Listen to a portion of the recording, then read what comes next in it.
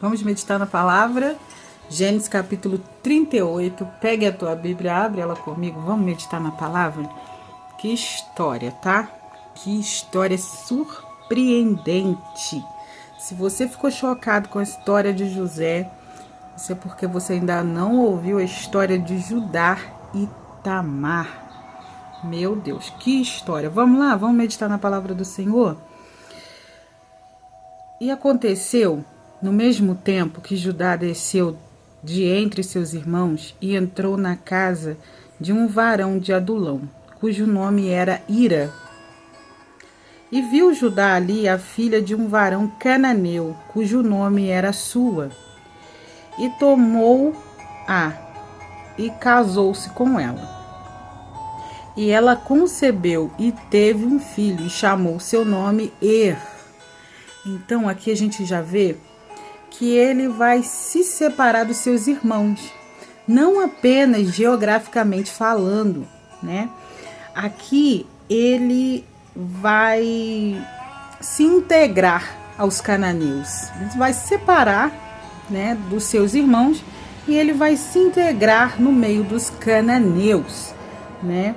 Aqui eu imagino que ele está tentando fugir da culpa.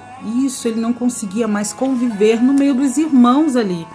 Porque, afinal de contas, a consciência, né? A consciência, ela não nos deixa em paz. Quando a gente faz algo que a gente sabe que é errado, a consciência, ela trabalha 24 horas para nos tirar a paz. Então, ele sai daquele ambiente e ele vai para o meio dos cananeus. Se separa, eu acredito, para fugir da culpa, né? E aí ele vai encontrar, né, com uma mulher lá e ele vai acabar, né, que se casando com uma cananeia, filha de Sua, né? Esse era o nome do homem, do pai, né? E tornou a conceber e teve um filho e chamou seu filho Ornã. E continuou ainda e teve um filho e chamou seu nome Sela. E ele estava em Quezibe quando ela o teve. Judá, pois, tomou uma mulher para o seu primogênito, e o seu nome era Tamar. Porém, o primogênito de Judá, era mau aos olhos do Senhor, pelo que o Senhor o matou. A Bíblia não fala aqui quais eram os erros desse homem, né? Qual era o grau de sua maldade. Só dizia que ele era um homem mau. E por isso Deus o matou. Não sei que forma foi, não sei se foi assassinato, né? Só sei que a palavra fala que Deus o matou. Não sei se foi um infarto fulminante, né? Eu só sei que a palavra diz que ele morreu. Então Deus usou de alguma forma para fazer cumprir sobre ele, né, o seu juízo ali. E ele morre, né? E disse Judá a Ornã: tenha relações com a mulher do teu irmão e casa-te com ela. E suscita semente a teu irmão. Essa daqui, gente, é a lei do levirato, né? Onde se um irmão, né, morresse e deixasse a viúva, o cunhado deveria se casar com ela e assim ter filhos com ela. Esse filho que nasceria não seria filho, né, dele, seria filho do irmão dele. O cunhado deveria ter filhos no lugar do irmão falecido para que assim suscitasse e a descendência do irmão morto não terminasse ali, não se findasse ali. Então o filho não seria dele, o filho seria do irmão morto, entendeu? Para que ele pudesse herdar, né? Para que todo o seu dinheiro ali ficasse para o filho, né? No caso seria primogênito do irmão morto, né? Onã, porém, soube que essa semente não havia de ser dele. E aconteceu que quando ele tinha relação com uma mulher do seu irmão, derramava na terra para não dar semente ao seu irmão. Essa atitude aqui de Onã era uma atitude perversa egoísta e depravada, né? Era isso. Ele, na verdade, só usou Tamar, né? Só se aproveitou para se satisfazer, né? O seu desejo ali, mas ele não queria, né? Conceber ali filhos com ela. Ele não queria ter filho com ela, né? E o que fazia era mal aos olhos do Senhor, pelo que também o matou. Deus o matou. Meu Deus, isso daqui é tremendo, porque a palavra não diz como, mas eu entendo isso aqui como Deus dá a vida, Deus tira a vida. Porque o poder é dele, a glória é dele, então ele faz como ele quer e nós não somos nada, né? Nós só somos filhos. E o resultado daquela conduta, né, depravada, egoísta, aquela atitude perversa, né, foi a morte. A sentença, né, dessa conduta foi a morte, porque aquele homem, né, Onã, ele não sabia, mas Deus estava vendo aquilo que ele estava fazendo. Deus não achou certo e Deus o matou, né? Então disse Judá a Tamar, sua nora: fica-te viúva na casa de teu pai, até que Sela, né, o mais novo, né, até que o meu filho seja grande. Porquanto disse, para que porventura não morra também este com seus irmãos. Assim foi-se Tamar e ficou na casa de seu pai. Ela ficou lá, viúva, na casa do pai, esperando o menino crescer. Porém, Judá, ele não queria dar o seu terceiro filho, o Sela, a ela, porque Judá ali, ele ficou com uma superstição, achando que ela trazia consigo uma maldição, porque o primeiro filho morreu, o segundo filho também morreu. Então, Judá acha que essa mulher é amaldiçoada, que essa mulher tem algo com ela, né? Mas eles não conseguem enxergar que esses homens, os seus filhos, só haviam morrido por causa de atitudes deles, atitudes perversas que eles mesmos tomaram, entende?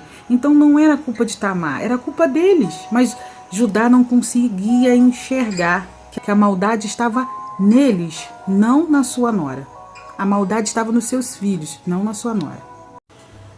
Passando-se, pois, muitos dias, morreu a filha de Sua, mulher de Judá. E depois se consolou Judá e subiu aos tosqueadores das ovelhas em Tima, ele e Ira, seu amigo, o Adulamita.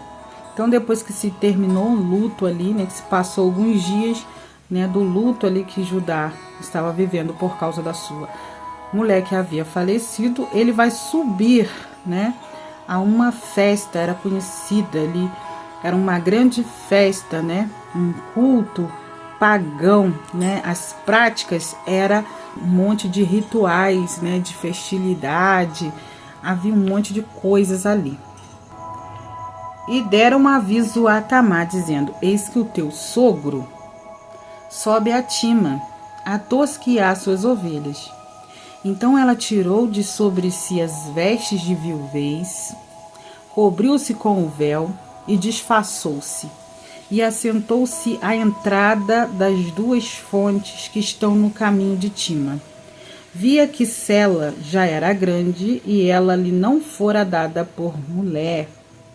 E vendo-a Judá, teve-a por uma prostituta, porque ela havia coberto o seu rosto. E dirigiu-se para ela no caminho e disse: vem, peço-te, deixe-me ter relações contigo, porquanto não sabia que era sua nora. E ela disse: que darás para que eu tenha relações contigo? Então, Judá não honra sua palavra, né? Então, Tamar, ela estava condenada a um futuro de abandono, a um futuro de desgraça, né? Porque ali ela não tinha, né, filhos. E ele disse: eu te enviarei um cabrito do rebanho. E ela disse: dás-me penhor até que os envie. Então ele disse: que penhor é que te darei? E ela disse: o teu selo, o teu lenço e o teu cajado, que está na tua mão. E ele lhe deu, e teve relações com ela, e ela concebeu dele. E ela levantou-se, foi-se, e tirou de sobre si o seu véu, e vestiu as vestes da sua viuvez. Judá enviou o cabrito por mão do seu amigo, o adulamita, para tomar o penhor da mão da mulher, porém não a achou. E perguntou os homens daquele lugar, dizendo: onde está a prostituta que estava no caminho junto às fontes? E disseram: aqui não esteve prostituta alguma. E voltou a Judá e disse: não achei. E também disse: deram os homens daquele lugar: aqui não esteve prostituta. Então disse Judá: tome-o ela, para que porventura não venhamos a cair em desespero. Eis que tenho enviado esse cabrito, mas tu não a achaste. E aconteceu que quase 3 meses depois deram aviso a Judá, dizendo: Tamar, tua nora, adulterou, e eis que está pejada do adultério.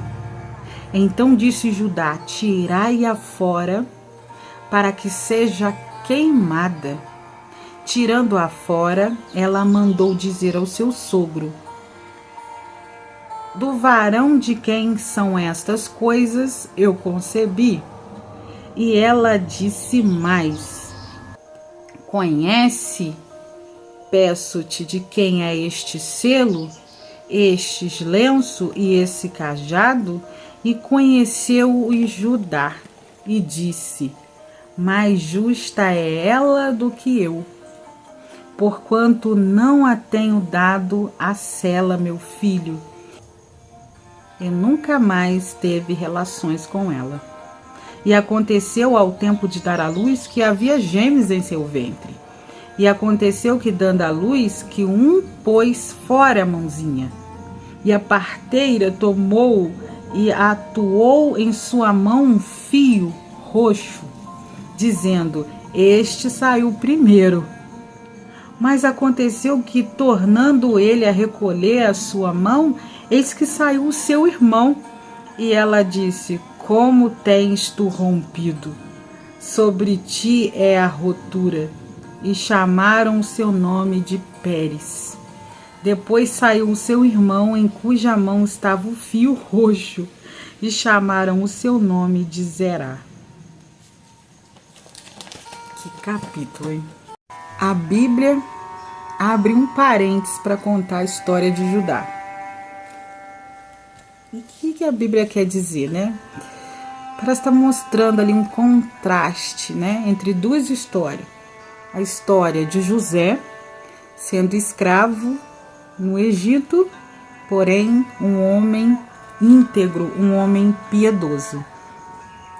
E em contraste com a história de José, Judá, seu irmão, né, com aquelas atitudes de imoralidade, sendo livre em Canaã. O capítulo 38, ele aponta para a graça e para a providência de Deus, em meio a tanta maldade e imoralidade. E amanhã nós estaremos no capítulo 39. Eu espero que você medite na graça soberana de Deus, que consegue agir em meio a um caos familiar, né? Naquele mundo que estava ali, através de pessoas que estavam ali com atitudes imorais, atitudes maldosas, porém a graça de Deus os alcançou. Então, esse capítulo reflita na graça de Deus, na soberania de Deus, em como Deus é perfeito, né, em pegar atitudes humanas, né, e transformar, né? Olha a graça, olha a misericórdia de Deus que nos alcançou. Esse Deus é perfeito. Então, amanhã tem mais. Fica com Deus. Tchau.